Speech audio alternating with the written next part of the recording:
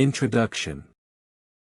Eshmunazar I was a Phoenician king of Sidon who ruled during the 5th century BCE, approximately between 475 to 450 BCE. Introduction to the historical significance of Eshmunazar I within the context of Phoenician history. Importance of Eshmunazar I in Phoenician history. Emphasize the role of Eshmunazar I in shaping the political, religious, and cultural landscape of the Phoenician civilization. Highlight the significance of his reign in understanding the broader historical context of the region. Point 2.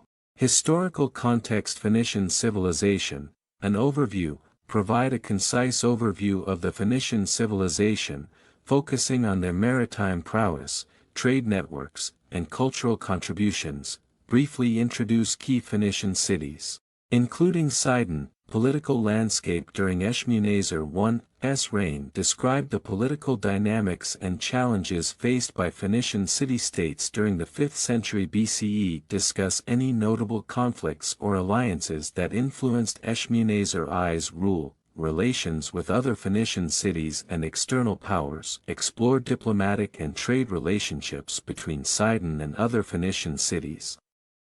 Address interactions with external powers, possibly including the Persian Empire. 3. Life and reign of Eshmunazar I. Early life and ascension to the throne. Provide information about Eshmunazar I's early life, family background, and how he ascended to the throne. Explore any noteworthy events leading up to his reign, key achievements and challenges during his reign. Discuss notable achievements, such as economic advancements, cultural developments, or military successes. Address challenges faced by Eshmunazar I during his rule, military campaigns and diplomatic relations. Detail any military campaigns undertaken by Eshmunazar I. Examine diplomatic relations with neighboring regions or city-states. Eshmunazar I, Phoenician, a theophoric name meaning Eshmun helps, was a priest of Astarte and the Phoenician king of Sidon, 575 to 550 BC. He was the founder of his namesake dynasty, and a vassal king of the Achaemenid Empire. Eshmunazar participated in the Neo-Babylonian campaigns against Egypt under the command of either Nebuchadnezzar II or Nabonidus. The Sidonian king is mentioned in the funerary inscriptions engraved on the royal sarcophagi of his son Tabnit I and his grandson Eshmunazar II. The monarch's name is also attested in the dedicatory temple inscriptions of his other grandson, King Bodishtar. Predecessor. Eshmunazar I, King of Sidon. Reign. 575 BC, 550 BC. Successor. Tabnit I, Dynasty. Founder of his namesake dynasty. Religion. Canaanite polytheism. Etymology. Eshmunazar is the Romanized form of the Phoenician theophoric name meaning Eshmun helps. Chronology. The absolute chronology of the kings of Sidon from the dynasty of Eshmunazar I has been much discussed in the literature, traditionally placed in the course of the 5th century BC. Inscriptions of this dynasty have been dated back to an earlier period on the basis of numismatic, historical and archaeological evidence. The most complete work addressing the dates of the reigns of these Sidonian kings is by the French historian Josette Hillé, who shifted away from the use of biblical chronology. Hillé used extant documentation, including inscribed Tyrian seals and stamps excavated by the Lebanese archaeologist Maurice Chehab in 1972 from Jal el-Bar, a neighborhood in the north of Tyre, Phoenician inscriptions discovered by the French archaeologist Maurice Dunand in Sidon in 1965, and the systematic study of Sidonian coins. According to her work, Eshmunazar reigned from c. 575 BC to c. 550 BC. Historical context. Sidon, which was a flourishing and independent Phoenician city-state, came under Mesopotamian occupation in the 9th century BC. The Assyrian king Eshmunazar II, 883 to 859 BC, conquered the Lebanon mountain range and its coastal cities, including Sidon. In 705, the Sidonian king Luli joined forces with the Egyptians and Judah in an unsuccessful rebellion against Assyrian rule, but was forced to flee to Kition with the arrival of the Assyrian army headed by Sennacherib. Sennacherib instated Itobal on the throne of Sidon, and reimposed the annual tribute. When Abdi-Melkudi ascended to Sidon's throne in 680 BC, he also rebelled against the Assyrians.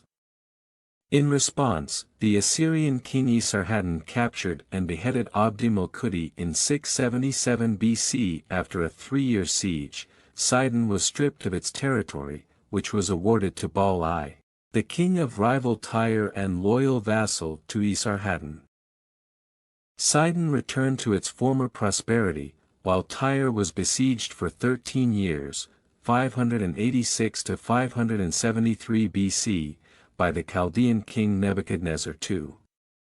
After the Achaemenid conquest in 529 BC, Phoenicia was divided into 4 vassal kingdoms: Sidon, Tyre, Byblos and Arwad. Eshmunazar I, a priest of Astarte and the founder of his namesake dynasty, became king around the time of the Achaemenid conquest of the Levant. Reign. Little is known about Eshmunazar I's reign. According to Alai, Eshmunazar was a usurper since, unlike the customs of the Phoenician royalty, the name of his father is not mentioned in any of the royal inscriptions. Eshmunazar participated in the Neo-Babylonian campaigns against Egypt under the command of either Nebuchadnezzar II or Nabonidus. The Sidonian king seized Egyptian stone sarcophagi belonging to members of the Egyptian elite. 3 of these sarcophagi were unearthed in the royal necropolis of Sidon. Epigraphic mentions. Eshmunazar I is mentioned in the funerary inscriptions engraved on the royal sarcophagi of his son Tabnit and his grandson Eshmunazar II. The monarch's name is also attested in the dedicatory temple inscriptions of his other grandson, King Bodishtar. Genealogy. Eshmunazar I was the founder of his namesake dynasty. His heir was his son Tabnit, who fathered Eshmunazar II from his sister Amoshtar. Eshmunazar I was a Phoenician king of Sidon who ruled in the 5th century BCE, notable for the Eshmunazar II sarcophagus, a key archaeological find that provides insights into his reign. Tabnit I is associated with another sarcophagus, often referred to as the Tabnit sarcophagus, like Eshmunazar I. He is part of the royal line of Sidon during the 5th century BCE. Amoshtar. Details about Amoshtar are not provided in your list that in Phoenician culture. The name Amoshtar suggests a connection to the goddess Astarte, a prominent deity in Phoenician religion. Eshmunazar II, notable for the Eshmunazar II sarcophagus, discovered in Sidon's royal necropolis. The sarcophagus contains a detailed inscription providing information about Eshmunazar II, his lineage, and offerings made to the god Eshmun. Bodishtar. Bodishtar is mentioned in your list but without specific details that in Phoenician culture. Names often carry religious or cultural significance. Yatinmilk. Limited information is provided about Yatinmilk in your list. Additional historical or archaeological sources might provide more details about his role or contributions. This genealogy appears to represent a line of Phoenician kings in Sidon. For a more comprehensive understanding, consulting historical and archaeological studies specific to Sidon and the Phoenician civilization during this period would be beneficial. The inscriptions on the sarcophagi play a crucial role in uncovering details about these rulers and their times.